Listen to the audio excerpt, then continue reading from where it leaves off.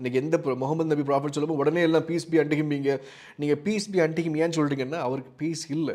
அதான் பிரச்சனையே ஆக்சுவலாக. இன்றைக்கி நீங்கள் பீஸ் பி அன்டிகிம் சொல்லி எந்த பிரோஜனம் கிடையாது. ஏன்னா அவர் இறைவன்கிட்ட போய் சேர்ந்துட்டார். அவர் நியாயத்தீர்ப்பில் இருப்பார். அவருக்கு உண்மை தெரிஞ்சிருக்கும் ஏன் நம்ம இந்த தவறு செய்தோங்கிற விஷயம் அவர் நிச்சயமாக தெரிய வாய்ப்பு இருக்குது. சூரா 23 102 ஆயா 103 ஆயான்னு சொல்லப்பட்டிருக்கு. இன்றைக்கி வந்து குட் டீட்ஸ் வந்து பேட் டீட்ஸில் வே பண்ண சொல்லப்பட்டிருக்கு ஆக்சுவலாக. அப்போ அவருக்கு தெரியல, முதல்ல சால்வேஷன் அஷூரன்ஸ் கிடையாது. இப்போ வந்து நீங்கள் குட் டீட்ஸ் நீங்கள் நிறைய பண்ணுங்கள், உங்கள் பேட் டீட்ஸோடு அது வந்து டேலி ஆகுங்கார் ஆக்சுவலாக. இதுதான் ஹிந்துவிசம் நம்புது ஆக்சுவலாக. அப்போ யோசிச்சு பாருங்கள், இதில் எந்த ஒரு பெரிய விஷயம் கிடையாது. சூரா 9 111 சொல்லும்போது நீங்கள் ஜிஹாத் செஞ்சு ஆகும்போது மட்டும் பேரடைஸ் வரலாம் நிச்சயம் இருக்குன்னு சொல்லப்பட்டிருக்கு.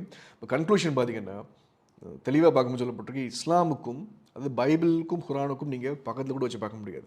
ஏன்னா பைபிளில் பார்த்திங்கன்னா அவ்வளோ எக்ஸ்டர்னல் எவிடன்ஸ் காணப்படுது. ஆனால் குரானுக்கு எந்த எக்ஸ்டர்னல் எவிடன்ஸ் மாத்திரம் இல்லை.